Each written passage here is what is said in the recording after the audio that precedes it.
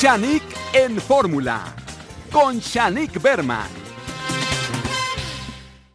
Hola, ¿qué tal? Qué gusto saludarlos como todos los días. Muchísimas gracias por seguirnos a través de sus teles y de sus radios de lunes a domingo. Y hoy me acompañan para conducir este programa mi querido Rolando Contreras. Rolis, ¿cómo estás? Feliz, contento, mi querida güera. Aquí estamos, prestos, puestos y dispuestos. ¿Qué tal? Y para mí es un honor presentar a Sofía Villalobos, quien es la conductora en el programa Hoy, donde nos encontramos todos los jueves. Ella es la encargada de la sección de todas las cosas que pasan en nuestra ciudad, desde crímenes, dar los datos. Es una gran periodista. Gracias, Sofía Villalobos, por conducir hoy conmigo el programa. Muchas gracias, Shanique, por la invitación. Un gusto estar con ustedes este día. También está con nosotros abogada Lupita Martínez, que también está todos los jueves con nosotros en el programa Hoy. Gracias, Lupita. Mi querida Shanique, es un honor estar con ustedes, con Sofi y con tus invitados. Muchas gracias. Y con Carlos Arturo Baños, que es sociólogo y también está con nosotros los jueves en el programa Hoy. Y bueno, pues empezamos ustedes que saben de sociología, de leyes, periodísticamente hablando, además Sofía Villalobos tiene todos los datos del mundo. Quisiera saber ustedes qué opinan, qué va a pasar con Eleazar N. Ahora que abran los juzgados en enero. Yo creo, Shanique, que es un caso en el que todavía hay muchas dudas. Viene a complicarse para Eleazar en este momento su situación debido a que estamos en un año especialmente conflictivo en el tema de la violencia contra la mujer, de los feminicidios. Entonces, ha sido obviamente como una persona pública y como un actor joven, pues su tema ojo del huracán. Habrá que ver que se presenten todas las pruebas, que sean contundentes, porque entiendo que todavía faltaba mucho por desahogarse, a pesar de que a Eleazar ya se le ha vinculado a proceso. Y bueno, ya sabemos que este mes pasado se decidió que pasaría la Navidad pues detenido y que habrá que esperar cómo sigue su sentencia para el mes de enero, pero creo que faltan muchas cosas por ver, Shanique, y que se ha presionado mucho a sus exparejas también a que declaren en su contra. Y yo creo que más que declarar en su contra, tienen que declarar lo que hayan vivido con él. No hay que decir, declara en contra de Eleazar porque es violento. Yo creo que cada una de las parejas, en todos sentidos, si tienen algo que aportar, tendrían que decir la verdad respecto a esto, porque tampoco se trata, dentro de un tema que, como mencionaba, es muy delicado en este momento, de culpar a quien no lo sea, ¿no? Y yo tomaría mucha cautela, porque es tema del espectáculo, Shanique, luego las cosas se apresuran y el amarillismo toma mucha relevancia. Lupita Martínez, tú como abogada, dime qué opinas que va a pasar en el caso de Eleazar, ahora que ya hay otra chica que también lo denunció penalmente. Bien, mira, mi querida Shanique, hablar de este tema es una gran responsabilidad lo que estamos en este momento haciendo cuando no tenemos conocimiento a ciencia cierta de todas las pruebas que existan. Ustedes saben que siempre que hay una denuncia penal, se tienen que resguardar todos los datos, toda la información del procedimiento. Si bien es cierto, se informa a grandes rasgos de que la persona está en prisión preventiva, de que el Ministerio Público está haciendo una ampliación de la investigación.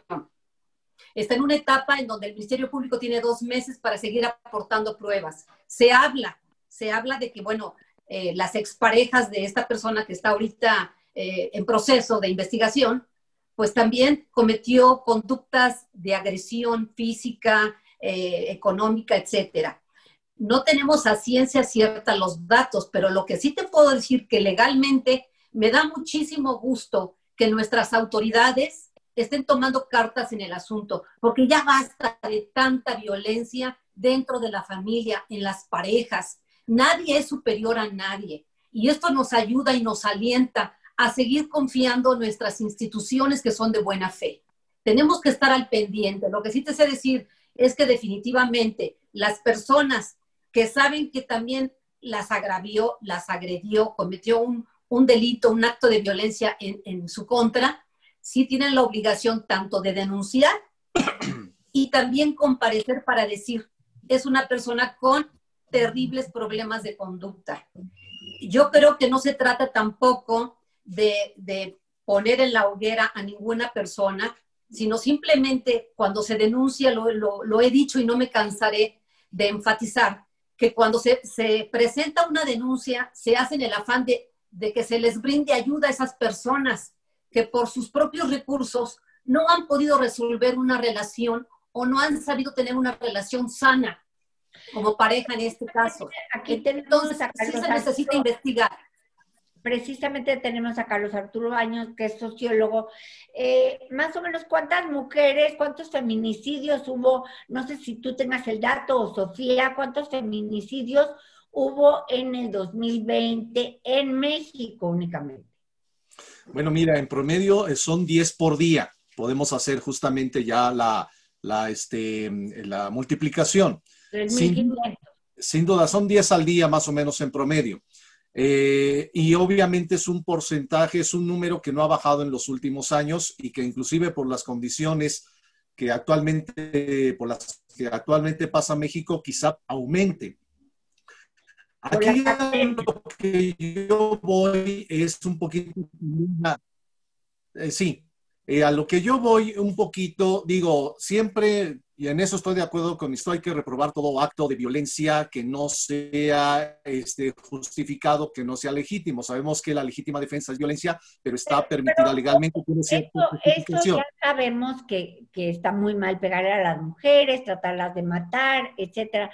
Pero sigue sucediendo, sí, porque pienso yo que no hay suficientes castigos. Sofía Villalobos, de cada 10 feminicidios, ¿cuántos hombres pisan la cárcel y cumplen una condena de 20 años o de 40 años?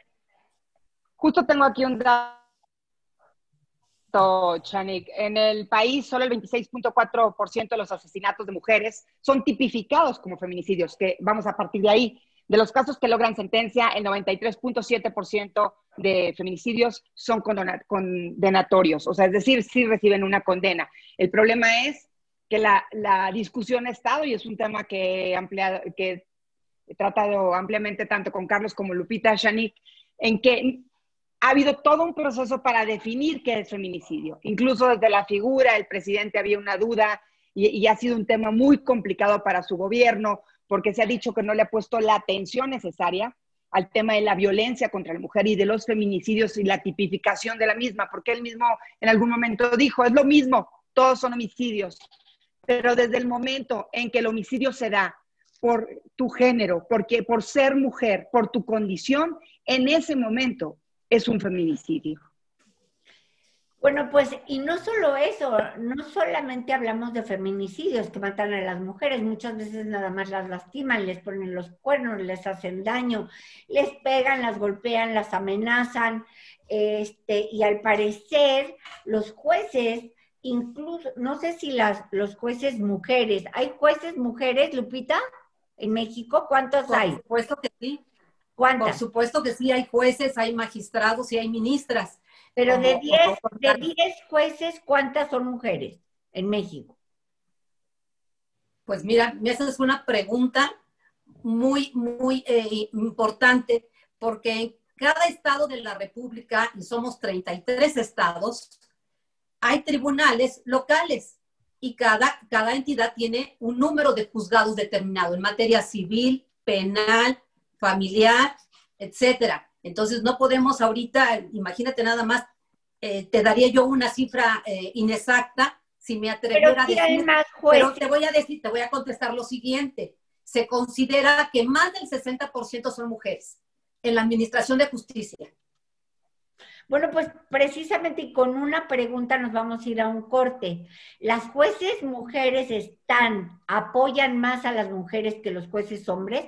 Porque aquí vemos un claro compromiso, falta de compromiso de todos, de nuestros legisladores, hacia la mujer. Y con esa pregunta nos vamos a un corte y ya volvemos. Bueno, pues ya vimos que en materia de apoyo a la mujer, para que no haya tantos feminicidios, para que no la lastimen tanto, realmente, aunque dice Lupita que aproximadamente hay un 60% de mujeres que son magistrados, jueces, etcétera, pues no ha habido gran cambio para apoyar a las mujeres. Ahora, el caso del cual yo quiero hablar es el de Héctor Parra y Ginny Hoffman, en el que según la niña, según la hija de ambos, dice que ella fue, que su papá la miraba, quería bañar la fuerza cuando ya era adolescente o preadolescente, que le quería dar la toalla, en fin, cosas poco adecuadas en cuanto a un papá con una mamá. Y luego Héctor Parra sacó varios audios diciendo que al contrario, que ella le decía, si tú sigues defendiendo a tu papá, te voy a mandar a vivir con él, a ver qué te parece, porque te estás portando mal con mi nuevo marido, etcétera. Sofía Villalobos, ¿cuántos casos, o más bien que cuántos casos, pero la mayoría de los padrastros, digamos, abusan más que los propios papás de los hijos? ¿O cómo es esto que un papá trata de darle la toalla a la hija o ella siente que se portó inapropiadamente desde el punto de vista sexual con ella? Eso es Me parece muy complicado lo que me preguntas, Shanique, en el sentido de, en particular en este caso, pues no sé si suena a un problema entre ellos como pareja y desafortunadamente a veces meten a los hijos y los ponen en un lugar. Imagínate si como hijo, si no es verdad, tú quieres acusar a tu padre de abuso o acoso sexual y que la mamá la amenace, si no te portas bien con mi nueva pareja, te vas con tu padre, cuando tú misma lo estás acusando de abusador. Pues terrible que todos vayan a terapia, terrible, lamentable. Al final creo que el tema de los abusos tienen el origen a veces en malas prácticas, costumbres, educación de la propia familia, pero efectivamente el mayor número de los abusos sexuales contra los niños, las niñas y los adolescentes y las adolescentes se da, Shanique, en la familia, pero no necesariamente por el padre. Generalmente son los tíos, los amigos, los padrinos, los abuelos. Y una cosa que yo solo quiero decir como madre es que siempre escuchemos a nuestros hijos. No quedemos por cierto, porque ya decía yo en el caso de Eleazar que hay que tener pruebas, sino que escuchemos a nuestros hijos, sobre todo cuando dependen al 100% de nosotros, Shanique, y son niños, y veamos qué está ocurriendo. Porque generalmente lo primero que hacemos es, mi hermano sería incapaz. Tu abuelo, ¿cómo te atreves? Ya hasta una nalgada se lleva la pobre niña. Entonces siempre hay que estar abiertos y escuchar a nuestros niños. Los niños regularmente, por naturaleza, porque son inocentes, no mienten, y mucho menos en algo así. Ya un caso como el que tú mencionas me parece que tiene otros temas, Shanique. Como sociólogo, mi querido Carlos Arturo Baños, ¿cuál es el porcentaje, ¿por qué haría un papá o un abuelo o un tío o el mejor amigo del señor al que tú estás metiendo en tu casa con amabilidad, como amistad, abusar o acosar sexualmente a los niños o niñas? Mira, más o menos el 70%, como lo dijo Sofía, el 70% más o menos de los delitos sexuales se llevan a cabo en el ámbito doméstico, y hay que subrayar una cosa: en muchas ocasiones se deriva de la omisión de cuidado de la propia familia. Desafortunadamente nosotros también como padres, como madres, como la sociedad adulta que tiene que cuidar a los niños, los descuidamos demasiado, y hay que decir claramente que la omisión de cuidado también es un delito. Es decir, no tenemos que confiarnos. Sí, la omisión de cuidado es un delito. Es decir, cuando uno tiene la obligación de cuidar a un menor y ese menor sufre menoscabo en sus derechos, uno también es responsable total o parcialmente de ese daño. Por eso es importante que los padres, las madres siempre estén continuamente monitoreando el desarrollo psicosexual de su familia, de sus niños.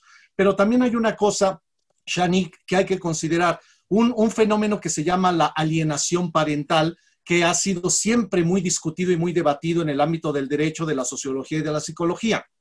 Cuando una pareja se separa, y se separa en malos términos, Shanique por lo general utiliza a los hijos como proyectiles, como armas para golpear al otro. Y lo que nosotros hemos visto en estos casos, como el que tú bien refieres, es que la niña está siendo utilizada por los dos padres para golpearse entre sí. ¿Dónde está la verdad? La verdad es que no lo sabemos. Tenemos testimonios aislados y fragmentarios a partir justamente del testimonio de la propia niña, pero hay que tomar en consideración que ya creo que ya es una adolescente, hay que tomar en consideración que esa niña, que es adolescente, también ha cambiado sus testimonios con el paso del tiempo. Entonces, ¿dónde está la verdad? ¿En el polo del padre, en el polo de la madre o en la parte cambiante y voluble de la menor? Por eso, como bien dice Sofía y dice bien Lupita, la verdad solo ellos lo saben y nosotros nos enteramos a partir de los fragmentos de sus versiones. Lupita, ¿cuál es la pena para un padre que acosa? Porque además acosa de que es que yo sentí que me veía y yo sentí que me daba la toalla y que quería él estar en el baño. ¿Hay pena para eso o nada más para la violación? Por supuesto que sí. El acoso sexual se sanciona de 1 a 3 años de prisión y se incrementa en una mitad cuando hay una relación de subordinación, de parentesco. Obviamente también hay pérdida de derechos como son guardia y custodia, ejercicio de la patria potestad. Obviamente también esa persona tiene inclusive también que ser investigada para ver si no tiene antecedentes de otro tipo de agresiones con otras personas. Ningún tipo de violencia se justifica hoy en día. Los hijos no son nuestra propiedad. Hoy en día, desde el año 2000, nuestros niños están tutelados por el Estado a través del DIF. Cualquier acto de violencia inmediatamente se tiene que denunciar. Siempre voy a hablar de la denuncia, mi querida Shani, porque es la única forma de iniciar una investigación. Si no hay denuncia, se ignora todo y todo queda en impunidad y jamás se podrá hacer justicia. Y por eso se repiten constantemente los actos de violencia. A mí me agredieron, eso fue lo que me enseñaron. Y no me ayudan a superar esta crisis emocional para darme cuenta de que lo que yo viví no es sano, no es correcto, son conductas delictivas, son contrarias a la moral, a las buenas costumbres, al derecho y por supuesto son destructivas, no nada más para la persona que la recibe, sino también para tu entorno familiar, el social y de un país completo. Pero Lupita, para la ley mexicana, Lupita, ¿prescribe un abuso, un acoso sexual? O sea, ¿caduca o qué pasa? Excelente lo que me acabas de preguntar. Entre menores de edad nunca prescribe el delito. Empieza a correr el término cuando cumplen 18 años aquí en México. Muy importante que ya a los 18 años, en donde ya todas las personas, hombres y mujeres, pueden ejercitar por sí mismos sus derechos, lo tengan que hacer. Es lamentable porque fíjense que me llegan muchísimos casos en donde debido a que están en una etapa de, pues de estudios, de noviazgo, como que hacen a un lado y bloquean emocionalmente, y eso le tocará hablar ya a un especialista en psicología, bloquean esta área. Pero ¿qué tal cuando tienen hijos? Fíjense, me llegan los casos de mujeres y de hombres abusados sexualmente que recordaron ese tipo de agresión cuando tienen hijos. Y ahora están preocupados porque temen que sus hijos puedan ser víctimas de alguna agresión por parte de la pareja, del maestro, del sacerdote, del amigo, porque esto no excluye a nadie. Lamentablemente. Desafortunadamente, muchas veces cuando vas a denunciar, que todos decimos, denuncien, te empiezan a decir, ay, seguro es que no te dio el gasto y por eso dices que te violó, seguro que tu papá no te quiso dejar con el novio y por eso dices que te acosó. O sea, encima ponen, te quieren poner a ti como el que tú estás haciendo algo malo, al que fue la víctima. Nosotros nos vamos a un corte y al volver vamos a ver lo del caso del Pablo Lai. Ya volvemos. Gracias. Seguimos aquí con ustedes y vámonos para el tema controversial, que ya son 2 años de precisamente el caso de Pablo Lai y pues ahora sí que homicidio, ¿verdad? Que aconteció y él ahora está en un proceso. Vamos a escuchar a nuestros especialistas, mi querida Shanique, a Sofía Villalobos, ¿qué opina al respecto? Si va a tener cárcel o si definitivamente sale bajo fianza, ¿no? Híjola, no sé, no me atrevería a decir en eso, ya nos dirá la abogada, pero yo nada más quiero decir que la violencia, que creo que es un problema que se viene acrecentando, una violencia contenida, que genera estos problemas sociales y que desafortunadamente esa rayita tan delgada que marca los límites a la hora de actuar, de reaccionar nosotros ante un evento, es lo que nos puede cambiar la vida.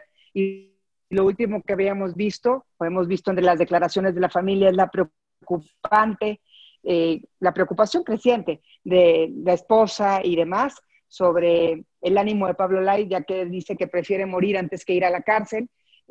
Por un segundo, Rolando, en el que no pensó bien las cosas, en las que no se contuvo, en la que no fue su intención, pero lo hizo. Agredió a este señor y todo, fíjate, una serie de consecuencias inesperadas e indeseables que lo llevan hoy a estar preso. Además hay que sumarle la ausencia del delito, que eso es muy penado en Estados Unidos. O sea, además de golpear, te vas, así es, huyes de la escena. Si se hubiera quedado, otra cosa estuviera en proceso.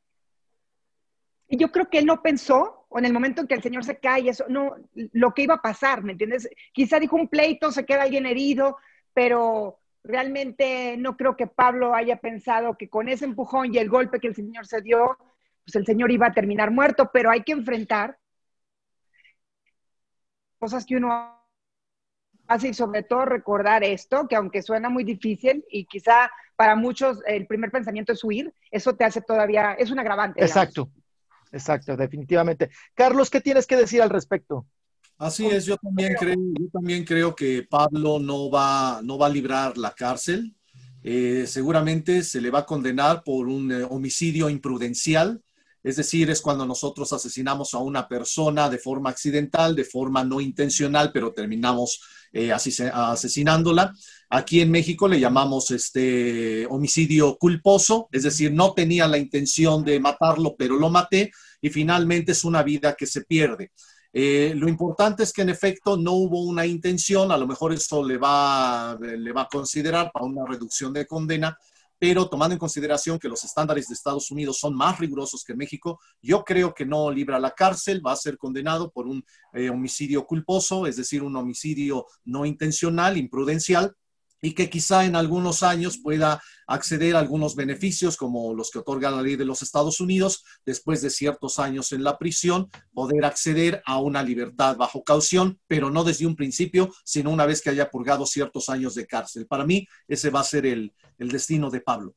Qué barbaridad. Oye, mi querida Sofía Villalobos, en este caso que estuvimos oyendo durante muchos años, sobre Frida Sofía, que decía que su mamá la dejaba siempre sola, que sí, que le compraba zapatos, que la mandaba con el departamento, pero que no la visitaba, que siempre estaba borracha, que se vomitaba encima de ella cuando era niña, que incluso le llegaba a dar, no sé si llegó a decir que ella probó drogas y su mamá ni cuenta se dio por su estado, eso no sé, y que le bajaba a los novios, etcétera, etcétera. No hay ninguna ley que prohíba, o cuántos casos se dan en México de que los papás están borrachos y nadie ayuda o salva a los niños de sus propios padres. Bueno, este es un caso que ejemplifica, de ser cierto, Shanique, porque como decíamos,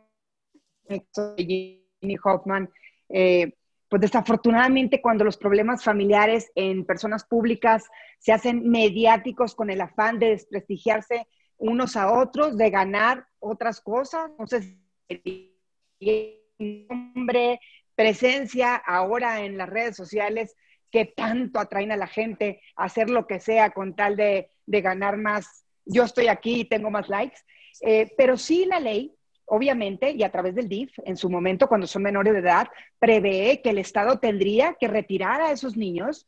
Ya lo mencionaba Carlos, que es una obligación de los padres cuidar a sus hijos y que a veces podemos ser copartícipes, más bien corresponsables de los daños que nuestros hijos sufran si nosotros no estuvimos atentos al cuidado que es nuestra obligación como padres. Entonces, en la teoría, el DIF tendría que trabajar en este sentido, pero en la realidad el país está desfasado, Shanique.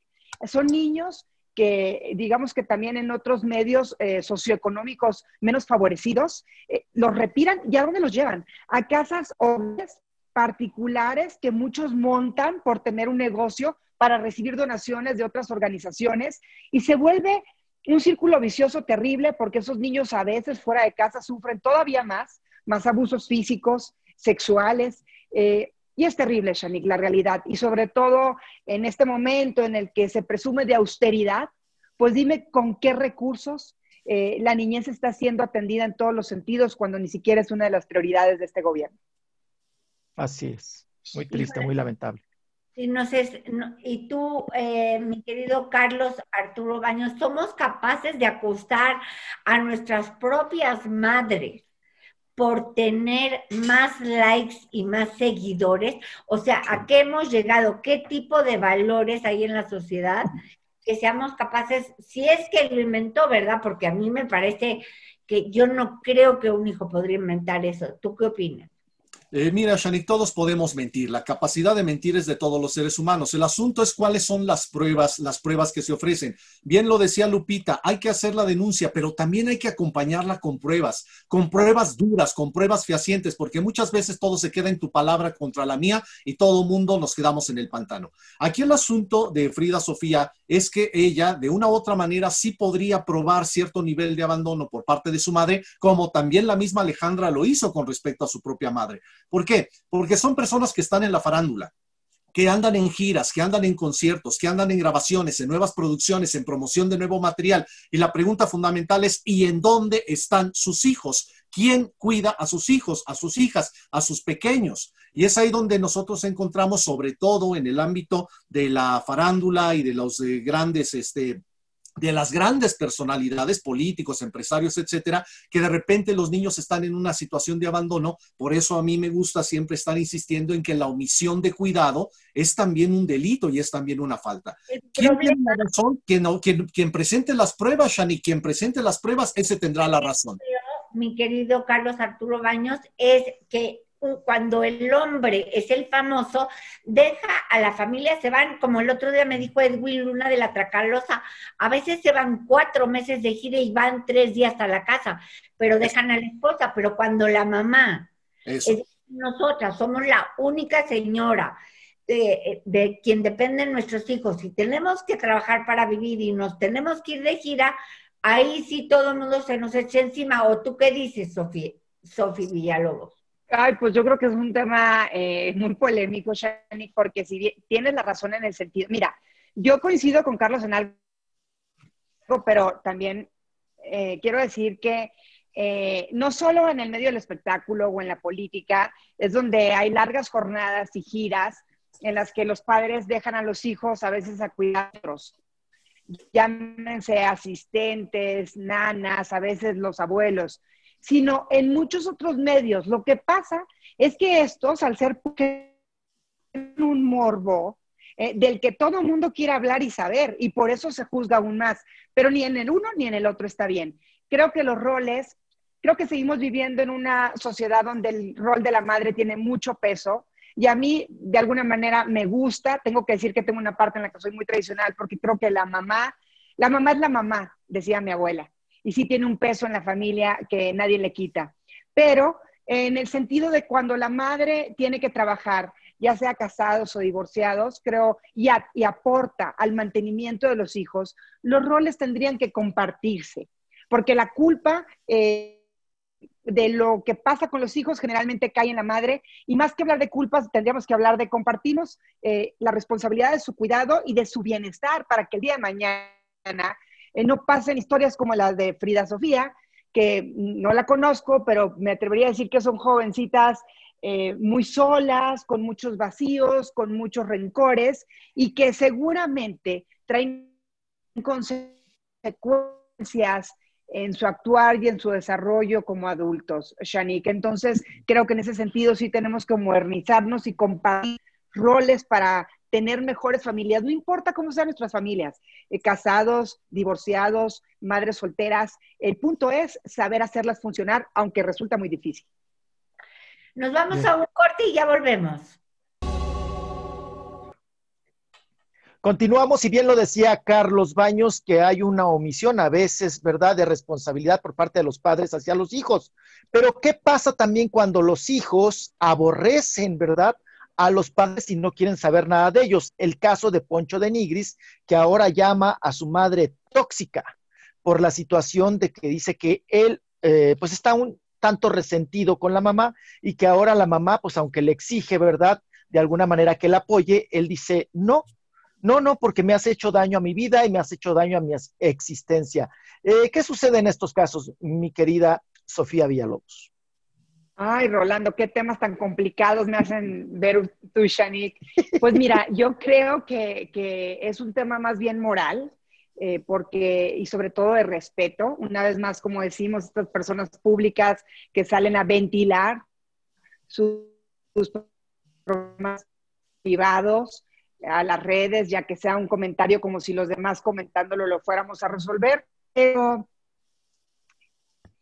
yo creo que el tema de, primero, sea los padres son los padres, merecen todo el respeto del mundo y en mi caso el amor. Pero también en el tema que mencionabas de tener que apoyarle económicamente, yo creo que es algo de usos y costumbres. Es una costumbre que se ha hecho en México en el que los padres se vienen a vivir con los hijos y cuidan a los nietos mientras la hija sale a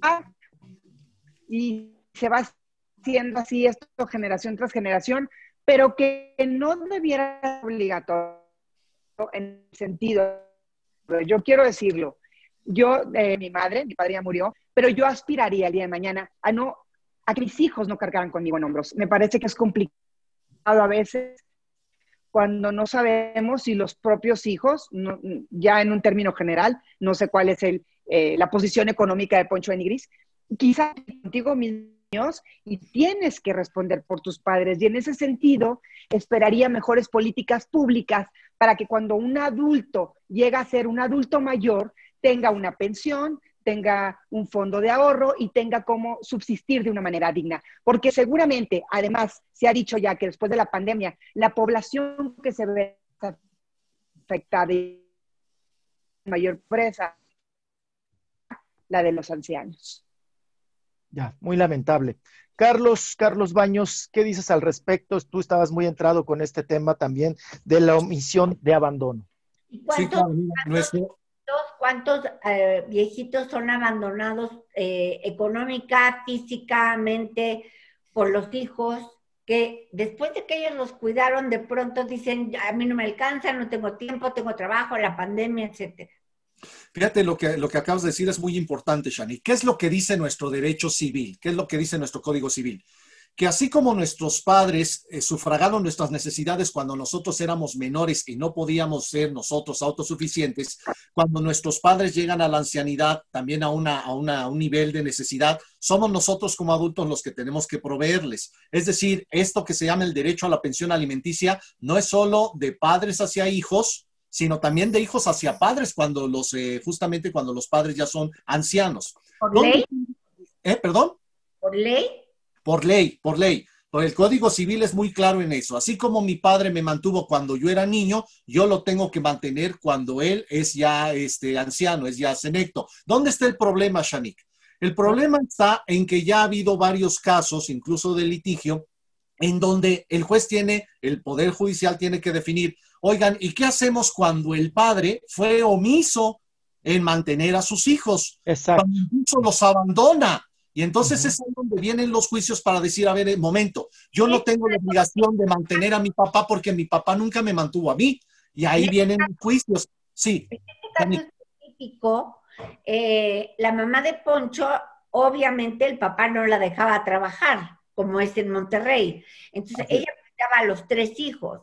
Entonces cuando el papá ya no está con la mamá, entonces ella tiene 3 hijos, pero uno falleció y los otros 2 no le hablan, y según Poncho de Nigris, ella dijo en las redes sociales que no la visitaba Poncho de Nigris por culpa de su nuera, y que eso a él no le parecía y por eso ya no iba a ver por ella. Y la señora tiene que empezar a trabajar a su edad. Mira, mi estimada Shanique, si la mamá de Poncho puede demostrar que ella, dentro de sus labores en el hogar, dentro de su función dentro del hogar, vio por su hijo cuando el hijo era menor, puede demandar a Poncho de Nigris por una pensión alimenticia. Hay que decir aquí una cosa que es muy, muy, muy contundente. El amor no se obliga, nadie te puede obligar a amar a otro, pero la ley sí te puede obligar a proveerle los bienes necesarios para que esa persona subsista, para que esa persona sufrague sus necesidades. Aquí el problema fundamental es si la mamá de Poncho de Nigris va a entablar una demanda en su contra teniendo pruebas de que el hijo le está abandonando cuando ella cumplió con su labor de cuidarlo cuando él era pequeño. Va a demandar. Yo decía más bien que si existía algo legal sobre el caso, y como dice Sofía, todos los padres deseamos con toda nuestra alma no tener que depender de nuestros hijos, sino ser una carga, porque ellos no nos pidieron traer al mundo. Desafortunadamente, pues a veces no se logra, y qué triste ver una viejita que dice nadie ve por mí. Bueno, así es, Shanique. Mira, Shanique, tengo un dato interesante. En México hay 15.4 millones de personas de 60 años o más. Y fíjate que de esos 15.4 millones de personas ya denominadas de la tercera edad, 1.7 millones viven solas y solo el 41% están activos económicamente y el 69% presentan algún tipo de discapacidad. Imagínate tú, estos son los últimos datos del INEGI, y además se ha dicho, como te mencionaba, que después de la pandemia, los ancianos que ahorita viven en pobreza solo serán más pobres ante la falta de oportunidades, de apoyos económicos, la falta de trabajo, incluso de servicios de salud. No, y te viste vulnerable, mi querida Sofía, porque son personas que alcanzaron una pensión. Imagínate las nuevas generaciones que no van a tener pensión, no van a tener prestaciones, no tienen patrimonio, no tienen nada ante una cuestión laboral. Excelente. Bueno, pues muy triste, y quiero ir, antes de que se acabe este programa, con el caso de Lupita Jones y las Misses. ¿Por qué? Porque ya salieron 20,000 Misses diciendo y hablando pestes de Lupita, que abusó de ellas psicológicamente, que las maltrataba emocionalmente, que las tenía aterrorizadas con lo del peso. Yo digo de que si vas a entrar a un certamen de química, pues tienes que saber química. Y si vas a entrar a un certamen de belleza, pues tienes que estar bella. Si te vas a poner como engordar 30 kilos, estás en el certamen equivocado. Digo yo, no es de que te maltraten emocionalmente ni te acosen, pero se puede, varias están denunciando. ¿Tienen posibilidad, mi querida Lupita Martínez, realmente de llegar a algún lado o no? Porque digo, si te metes a un certamen de belleza no puedes engordar ni llegar sin bañarte, digo, o sin peinarte, Lupita. Creo que Lupita no nos escucha, pero Sofía, tú dinos. Pues mira, yo lo único que te puedo decir es que ahí retomaría algo que dijo Carlos Baños, que dónde estaban los padres en ese momento, porque generalmente muchas de las participantes empiezan a los 17 años, otras ya son menores de edad, pero viven bajo la custodia y el cuidado de los padres, y seguramente entrar a un certamen de belleza es una decisión que se toma en familia y con el permiso de los mismos. Entonces, yo no quiero ser dura en ese sentido, ni hacer comentarios que sean poco populares, ni creo que el que entre, Shanique, le da derecho ni a Lupita Jones ni a nadie como directora de tal certamen de maltratarte. Pero sí entiendo, o me puedo imaginar, que es un mundo en el que hay mucha exigencia, que quizá los comentarios a veces no te gustan, como, oye, mi reina, tienes que estar más delgada, bájale a las quesadillas, no lo sé. Me parece muy duro, sobre todo estando en un momento en el que estamos, que hablamos de no aceptar a la mujer y mucho menos entre mujeres, Shanique. Pero bueno, también estamos ahí en los estereotipos de belleza, de los certámenes y de hacernos públicos, que mencionábamos, de querer vernos bien. Entonces, ¿cuál es el precio? Creo que es un precio muy alto, pero que también debe tener límites, y que en ninguna posición nadie debe tener derecho a abusar de otro. Exacto. Así es. Bueno, y con esto les doy las gracias a mis invitados, a Sofía Villalobos, esta gran periodista, que para mí ha sido un honor hoy tenerte con nosotros. Gracias, Shanique. A Carlos Arturo Baños, sociólogo, a Lupita Martínez, que tuvimos un poco de problemas técnicos, pero esta gran abogada que también está en el programa hoy. Muchas gracias. Gracias, Rolis, como siempre. Gracias a ustedes. Y sobre todo gracias a ti, que nos haces el favor de escucharnos y de vernos de lunes a domingo. Que Dios los bendiga. Hasta mañana.